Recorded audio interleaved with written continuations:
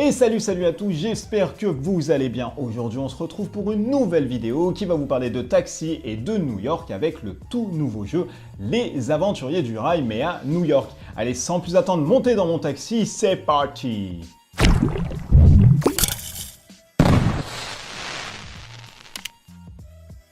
Les Aventuriers du Rail New York est le tout dernier jeu sorti en 2018 par Days of Wonders et distribué par Asmodee en français. C'est fait pour 2 à 4 joueurs pour des parties avoisinant les 10 à 15 minutes et ça vaut grosso modo une vingtaine d'euros au maximum. Le but dans Les Aventuriers du Rail à New York est bien comme ses prédécesseurs, le but ici est de faire un maximum de points de victoire. On fait des points de victoire tout en ayant réussi ses objectifs de mission ou alors en réussissant de longs tracés ou bien encore une nouveauté ici, c'est en visitant les monuments cultes qui se trouvent à New York. Celui qui aura amassé le plus de points de victoire sera déclaré le plus grand vainqueur et le plus grand taximan de New York. Allez, sans plus attendre, voyons ensemble comment on joue aux Aventuriers du Rail New York. Allez, c'est parti!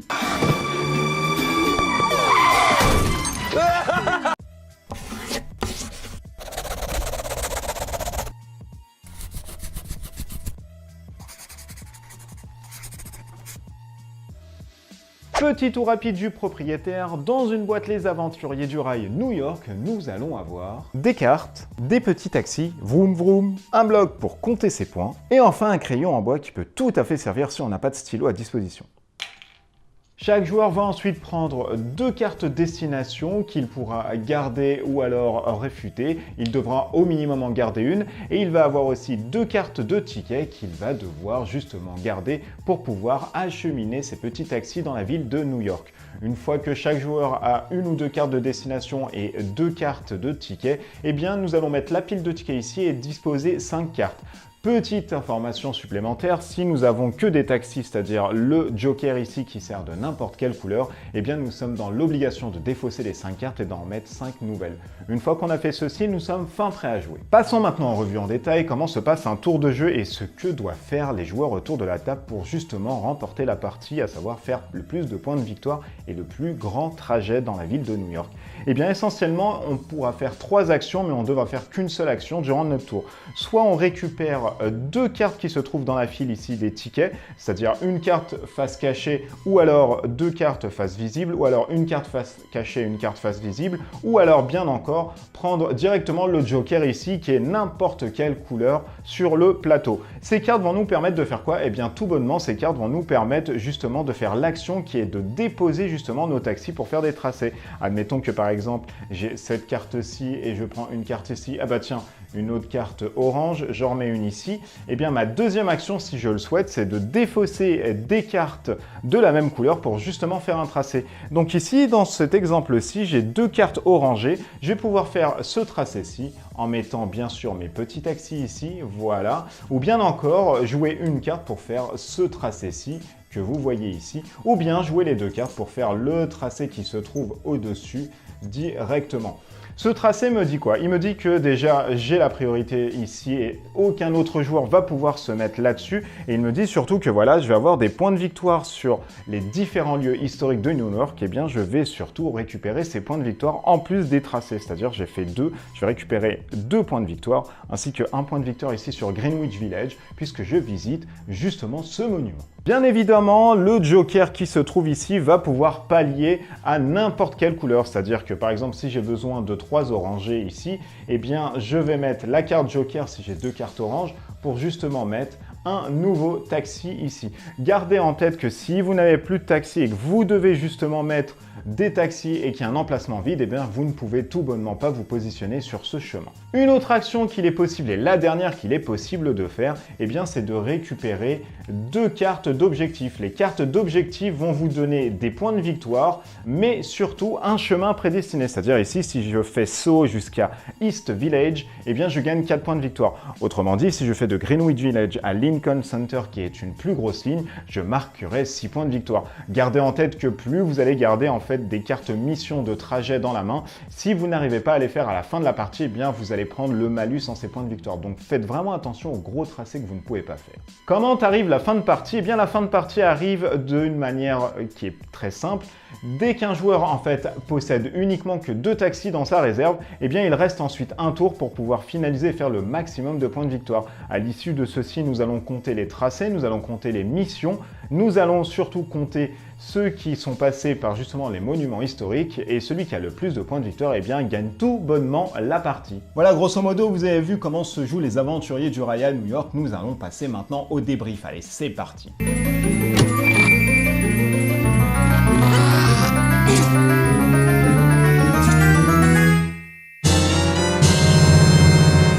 On va commencer tout bonnement par les points positifs du jeu. Alors les points positifs du jeu, il y en a plusieurs. Déjà, c'est un petit prix. Au maximum, je vous l'ai dit, vous allez le trouver à une vingtaine d'euros, donc c'est pas non plus négligeable. On va avoir une simplification vraiment des règles. Donc pour ceux qui trouvaient les aventuriers du rail trop longs, trop complexes, trop stratégiques, eh bien celui-ci, New York, vous permet d'avoir une version très effilochée et très basique au plus simpliste des aventuriers du rail, tout en gardant un peu les mécanismes et les aboutissants qu'ont fait le succès de ce jeu. C'est un jeu, comme je l'ai dit, qui est rapide, donc qui est facilement transportable de par sa mise en place rapide. Ça peut faire office aussi de jeu de vacances. C'est toujours pas négligeable puisque le plateau des aventuriers des rails était un poil plus grand, voire même très grand. Il offre aussi des parties courtes. Je vous l'ai dit, en un quart d'heure, grosso modo, nous avons fini de jouer. On a juste à comptabiliser. On peut ensuite repartir sur une autre partie, etc.